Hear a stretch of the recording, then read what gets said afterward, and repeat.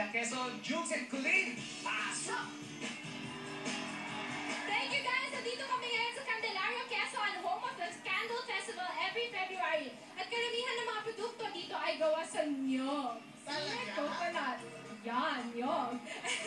Dito din na may pinakamaraming oil refineries. Yon! At alam niyo ba, dahil nandito tayo ngayon sa Candelaria, Quezon, knock knock! Candelaria! Candelaria, woo! Kung Candelaria ka sa piling ng iba. Yay! Okay, kasama natin si Miss Purit Maunahan, manager ng Candelaria Coconut Products Manufacturers Association. Ma'am, ito po si Ma'am. Ma'am, hello po. Ma'am, ano po yung mga products na pinagmamayabang ng Candelaria dito? Lahat po ng produkto namin ay gawa sa niyog. Meron po kami flavored lambanog, plain lambanog, coco vinegar, sukang tuba, coco sugar, makapuno, coco jam, at marami pa pong Peanut iba. butter.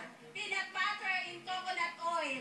Ito po sa labat. Ayan. Salabat with coco sugar.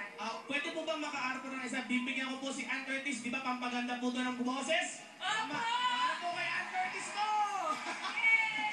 Thank you, Ma'am Bonit, ha? Ito po, dito naman, punta tayo dito kay Miss Ana Garcia. Ang owner ng JIJF Lutong Bahay ni Inay. Yan, si Tito Bert Marasigan. Yan. Ano po yung balita ko, ma'am, tsaka sir, ito po yung pinakasikat na recipe natin dito, yung crispy pata. Ano po ba yung secret recipe natin dyan? Yan po ay kailangan isakripisyo mo. Ang hirap. Gawa ng marami. Matagal po yung bago naluto.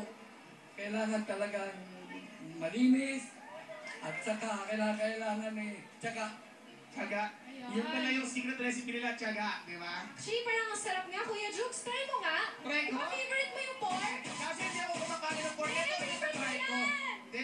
Oh, sige, try natin to. Para sa'yo, ha. Ayan. Okay. Okay, sige, Colin, kainin mo, Colin. Yeah! At syempre, Ikaw naman, Kuya Jukes! Oo, itatry natin kay Vice Ganda. Ayan, oh.